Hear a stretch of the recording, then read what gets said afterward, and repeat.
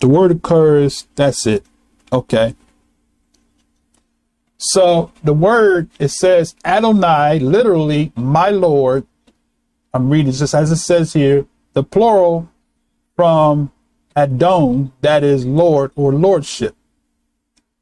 This word occurs in the Masoretic text 315 times by the side of the Tetragrammaton, 310 times preceding and 5 times succeeding it, and 134 times without it.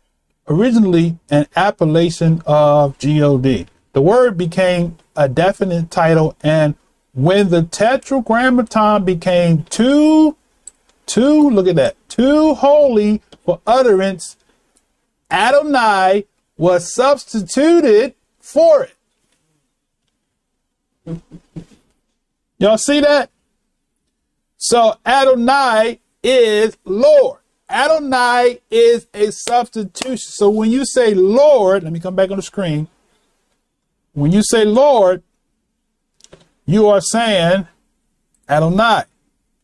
All right? When you say Lord, you are saying Adonai. Right?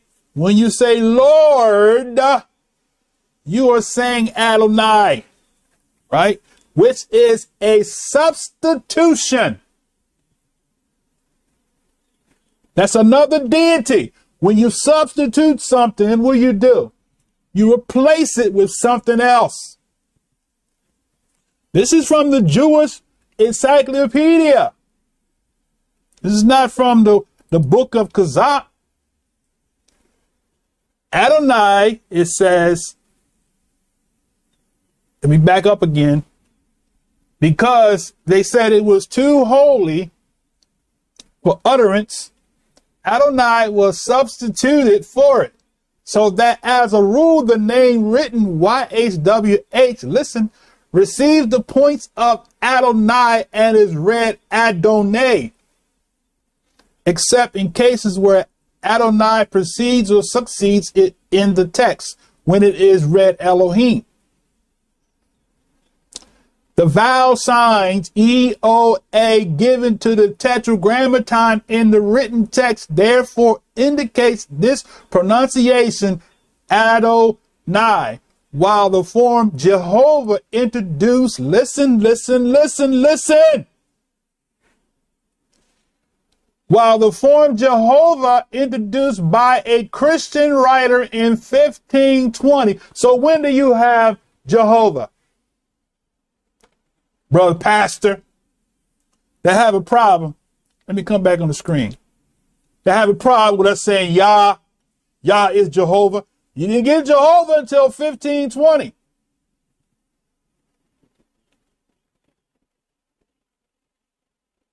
All right. So we got to stop teaching these lies and deception. Right. The man just told us right here. We didn't get Jehovah until a Christian writer in 1520. Right? Let's go back to the screen. A Christian writer about 1520 rests on a misunderstanding. What's a misunderstanding? Huh? You don't know the book. You don't know. So Jehovah is not. So when you see Jehovah, everywhere you see it in the King James Version, right? It is a misunderstanding. It is a substitution, right? Because why? It goes back to Adonai, which is Lord. 12 tribes chart, one West camp. What's his name? Nathaniel 7, Bishop Nathaniel, Lord. You went back, your dog done returned to his own vomit, because y'all didn't use Lord back then. But to get numbers in your camp circle, you went back to your own vomit.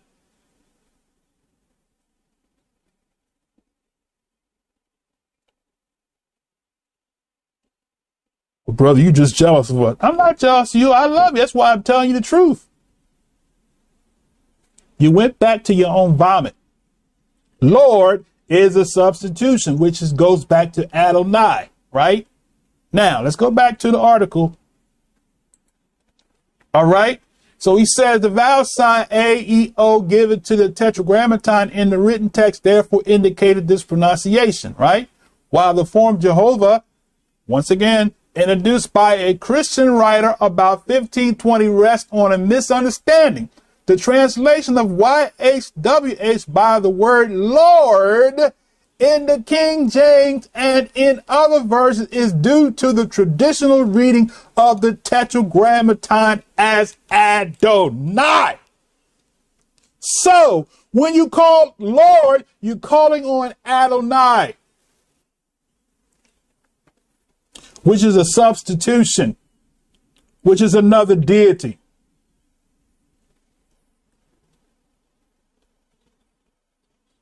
Let that sink in for a second, because somebody don't get it.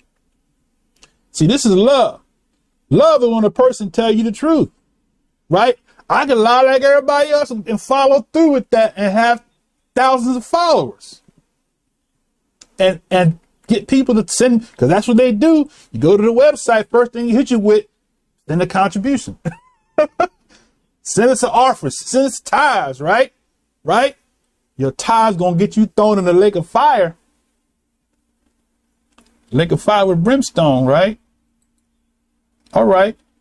So look, he says that's where that word Adonai, Lord, Jehovah, the whole 9 yards come from there, right? All right. Now let's read a little more in that article. Okay, so he says that by the word Lord in King James, okay, let me back up. The translation YWH was substituted by the word Lord in the King James and in other versions is due to traditional reading of Tetragrammaton as Adonai, and this can be traced to the oldest translation of the Bible, the Septuagint. So who's responsible for that? The Greek Septuagint. They're the ones who gave you the Lord. The Septuagint it says about the pronunciation of the Shem HaMepharash, the distinctive name YHWH, there is no authentic information. In the early period of the Second Temple, the name was still in common use, as many be learned from such proper names as Yohanan, I guess, or from liturgical formulas such as Hallelujah. They've got spelled with a Y. This is Jewish encyclopedia now. They have graduated. They didn't used to put stuff like this out. Now they got Yah, right? It says such as Hallelujah with a Y, right? So y'all think us so-called angry African Americans, right? We got a whole nother religion, right? We a cult, right? But you got to go back to the original. Brother, let me say this, brother pastor. I got some family members as pastors and preachers. Okay. You know the Bible wasn't written in English. Especially if you went in theological seminary, right? All right. Pastor Ronald Fisher. I'm gonna start naming names. You know, at my age now, it's time to name names, so I won't be the Most High one. When he go to judgment, he won't say, why didn't you warn them? I'm gonna call names out so y'all can let them know I'm talking about. Right? Bishop Ronald Fisher, son of my dad's ministry. Right? He know the Bible wasn't written in English, right?